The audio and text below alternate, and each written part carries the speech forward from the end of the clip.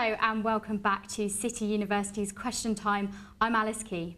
On our panel today is the man who gave us the congestion charge, the Oyster card and initiated the capital's bid to host the 2012 Olympic Games, former London Mayor Ken Livingstone. Also with us is Oliver Kerry, a broadcast journalist and fervent political commentator. He also has a keen interest in finance and sport. Leo Jones has a long-held interest in the Middle East, having previously worked for the Council for Arab-British Understanding, an influential advocacy organisation. Hannah Kings has experience working with children and young people in both care and educational capacities. She's also written articles for The Telegraph. And last but not least, we have Andre Lombard, a radio journalist who's previously lived and worked in China. He's also written for the South African Press and was Communications Director for the Commonwealth Human Ecology Council. Ladies and gentlemen, our panel.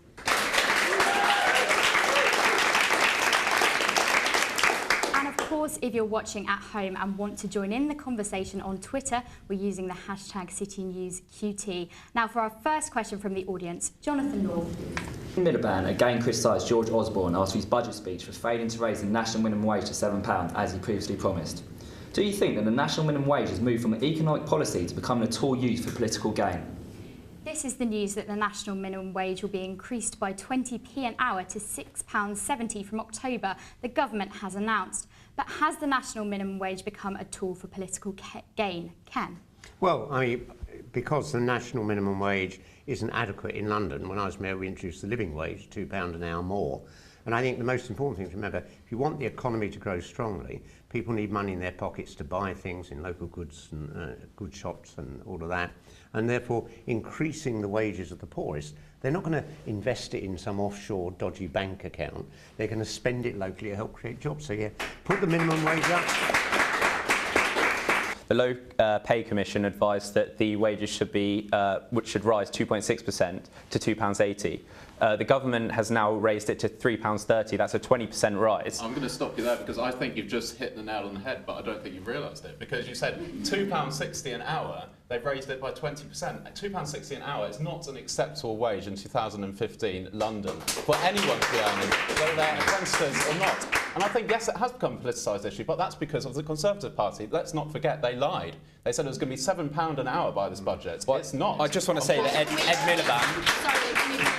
I think that's a separate issue, isn't it? Ken's mentioned that the living wage, obviously the minimum wage isn't living up to the living wage. That is obviously an issue in society. But yes, the government initially obviously made promises they couldn't keep by promising to raise the minimum wage to £7. But at least now, the Low Pay Commission have released these guidelines. They have based it on trying to balance a fair pay for workers with what's affordable for employers to actually sustain as many jobs as we have now. So at least they've taken that advice. You wanted to come back on this? Yeah, well, I was just saying, you said it was a purely Conservative problem. Ed Miliband in September last year promised that he'd raise it to £8, and now he's claiming that, you know, he's going at George Osborne saying he's not raised it enough. He's using it to gain voters. Conservatives are using it to gain voters. I think both parties need to look at themselves and stop using it for political gain.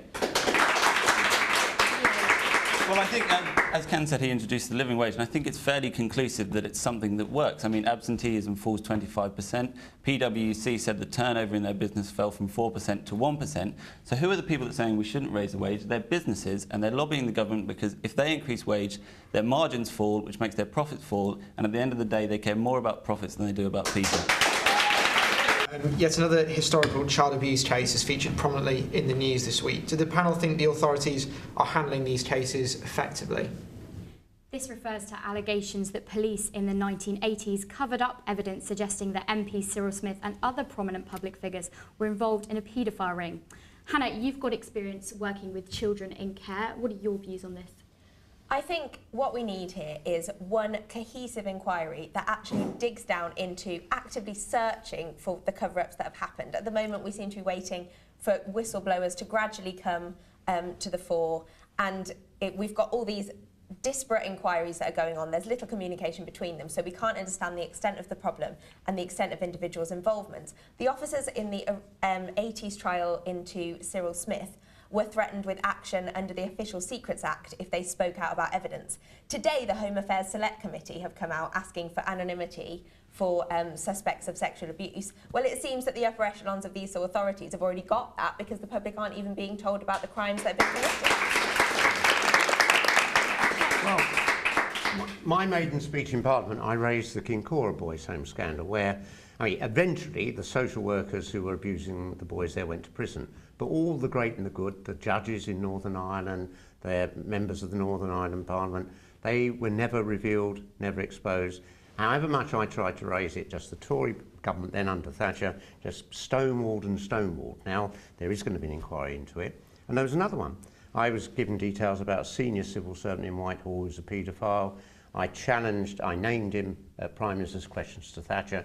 The Tory party shouted me down. Within a month, he'd been forced to retire, but he wasn't prosecuted, wasn't referred to the police. And I think there's an elite in Britain that have been using their power to cover up their systematic abuse of children, and I want them all going to prison for the rest of their lives.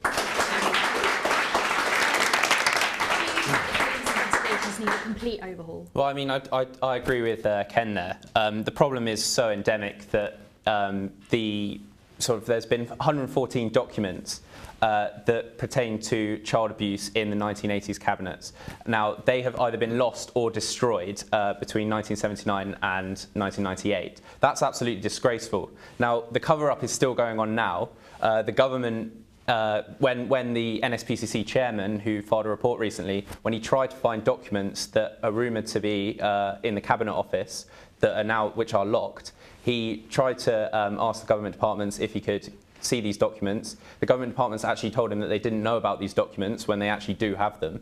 And thank you very much. Leo, your response to that? Well, I mean, I think it's been a pretty shambolic start to the inquiry from Theresa May, but she's made, there's little secret that she'd like to one day perhaps be leader of the Tory party, and I think that for her to do that, it's best to get this horrible monkey off her back, and I think the only way she can do that is a full and efficient inquiry. So thank you very much. Just sorry, Hannah, I'm going to have to stop you there. We're going to throw back to the audience. Ollie, you asked the question. How do you feel the police are dealing with these investigations? Yeah, no, I don't think they're handling them to the best of what they can do. I agree with Ollie. I don't know where these documents have gone. We need to know that. I'm sure I want to know that. I'm sure many people in this audience want to know that as well. Mm-hmm.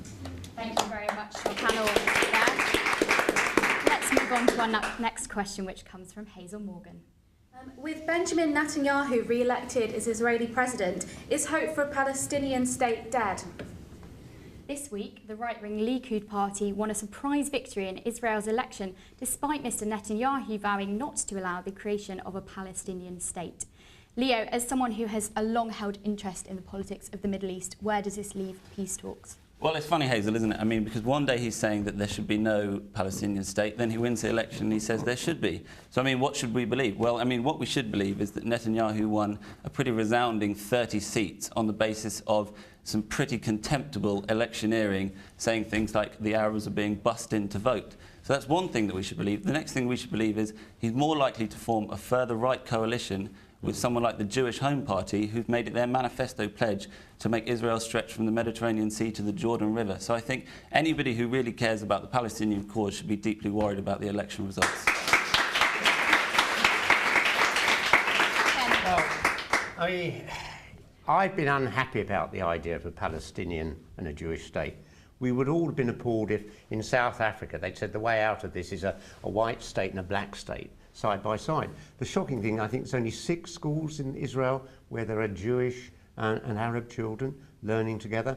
I'd rather have, I would rather have one, sort of greater Israel/Palestine, and Arab and Jew living side by side, because I think that is the real solution at the end of the day. You've got 2 communities, deeply religious, both with a long Middle East tradition behind them. There's so much they could find in common if there weren't such divisive horrors like Netanyahu around. Can there be peace with Netanyahu elected? Well, I agree with Leo's sentiments, but if we get back to Hazel's question, it was, can there be a 2-state solution? I disagree with Leo. I think there can be a 2-state solution, but I don't think it's going to come from inside Israel. I mean, they comprehensively rejected that at this election, but I'm going to draw the same comparisons as Ken. I mean, Israel, to me, is an apartheid-style state. I mean, even the former South African president, Jacob Fourie, he called it an apartheid state, and he should know. He presided over one for 10 years. But my point is, I think international-style sanctions, like the ones applied on South Africa, need to be applied to Israel in the same way. I mean, we are getting public support in the international community for Palestine. I mean, amongst US Democrats, Support for Israel has dropped from 74% last year, a record high, to 60% in 1 year. In Sweden, they voted for a Palestinian state. Only 27%. The Democrats don't control either of the houses, and let's be honest, nobody's ever cared about Swedish foreign policy before. Why should they start now? Well, I think it's... And there was a UK resolution, but it's not binding. So, It's I mean, they can only symbolic of move if Israel moves, It's and Israel symbolic won't of a move. sea change in public opinion. I mean, 10 years ago, to get a US president to call an Israeli prime minister saying he's having divisive rhetoric was unthinkable. So this is a complete change, and I think we should welcome it. And I think, personally, while it's not going to happen tomorrow, I think there is hope for a Palestinian state in the future. And now for our final question from Oscar Pearson, please. The new pound coin designed by 15-year-old David Pearce was unveiled this week. But if you could design a coin, what would feature on it? Okay, so firstly we're going to go to Hannah. What would you put on the pound coin? Well, there's been a lot of criticism lately about the government being London-centric, so I would put iconic landmarks from regions around the UK. Andre, can I ask what would you put on the coin? Well, I'm less concerned what's on the tails and what's on the heads, because as a Republican, I'd quite like to get rid of the Queen off it. I would put a solar eclipse because I missed it this morning and it would be nice to see it. And Ken? I think, perhaps one of the greatest unifying individuals in Britain today should be on that coin, Jeremy Clarkson. Controversial views there. Thank you to everyone on the panel, our studio audience, and of course our guest Ken Livingstone for contributing to such a lively debate. Thank you for watching and goodbye.